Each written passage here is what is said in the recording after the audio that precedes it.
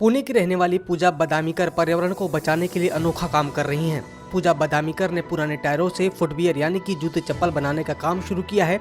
पूजा के मुताबिक हर साल तकरीबन 100 करोड़ पुराने खराब हो चुके टायर निकलते हैं। पूजा ने अपनी इस मुहिम के बारे में बताया कि मैंने इस पर स्थानीय मोचियों की मदद से काम शुरू किया और 2 खास तरह के प्रोटोटाइप बनाए।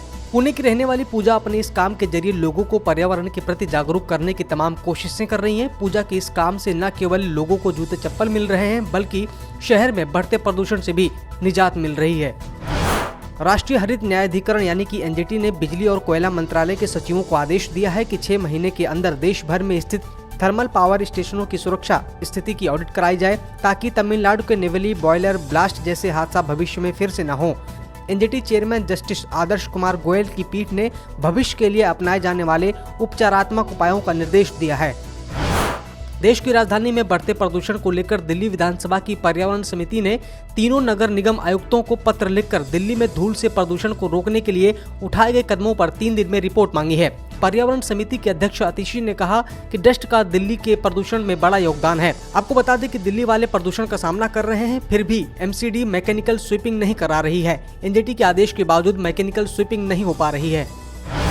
नेशनल ग्रीन ट्रिब्यूनल की वजह से जबलपुर की बजरंग नगर पहाड़ी को बचाया जा सका है। एनजीटी ने बजरंग नगर पहाड़ी को नो डेवलपमेंट जोन घोषित करने का आदेश दिया है। वहीं नर्मदा, गौर और परियट नदियों में हो रहे प्रदूषण को रोकने के लिए भी सख्ती दिखाई गई है। दरअसल पहाड़ों को तोड़कर निर्माण कार्य किया जा रहा है। इसी के खिलाफ एनजीटी में शिकायत दर्ज कराई गई थी।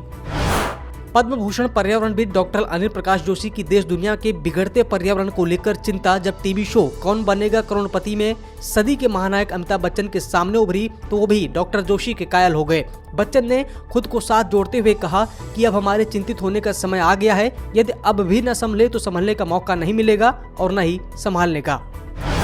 यूपी के कासगंज में पर्यावरण संरक्षण की दिशा में एक नई पहल की गई है। सरकार ने पर्यावरण के संरक्षणकर्ताओं को प्रोत्साहित करने की योजना बनाई है। इसके लिए ऑक्सी कार्ड योजना लागू की गई है। पौधे के रोपण से लेकर उनके पोषण तक की बेहतर देखभाल करने वालों को सरकार ऑक्सी कार्ड देगी। ये एक तरह का पुरस्कार होगा। इस कार्ड में पूरा ब्यौरा दर्ज होगा।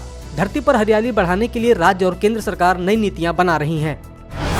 झारखंड के साहिबगंज में अर्थ आइडियाज फाउंडेशन के बैनर तले गुरुवार को पतौड़ा झील के अतिथिशाला में एक कार्यक्रम का आयोजन किया गया। इसमें संस्था के लोगों ने स्थानीय लोगों और यहां पहुंचने वाले सैलानियों के लिए पत्तों के बने प्लेट और मिट्टी के कुल्हड़ को बढ़ावा देने की मुहिम शुरू की। अभियान चलाकर यहां पहुंचने वाले लोगों से प्लास्टिक और थर्माकोल के इस्तेमाल नहीं करने की अपील की गई।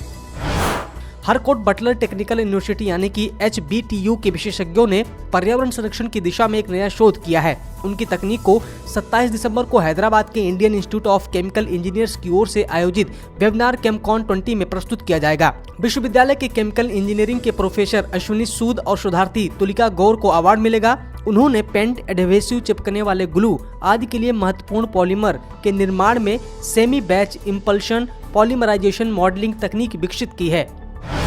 दिल्ली में लगातार तापमान नीचे लुढ़क रहा है। आज यानी कि शुक्रवार की सुबह दिल्ली का तापमान 3.7 डिग्री दर्ज किया गया।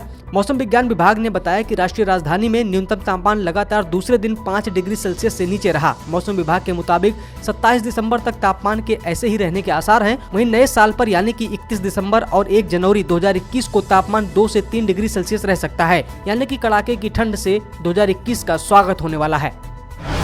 झारखंड में 29 नवंबर तक कड़ाके की ठंड नहीं पड़ेगी। पश्चिमी विक्षोभ की वजह से अधिकतम तापमान में 2 डिग्री की बढ़ोतरी दर्ज की गई है। 2 दिन बाद 26 दिसंबर को अधिकतम तापमान में और इजाफा होगा क्योंकि उत्तर भारत से एक और मजबूत पश्चिमी विक्षोभ झारखंड में प्रवेश करने वाला है, जिसकी वजह से मौसम में बदलाव आएगा और कहीं कहीं हल्की बारिश भी हो सकती है।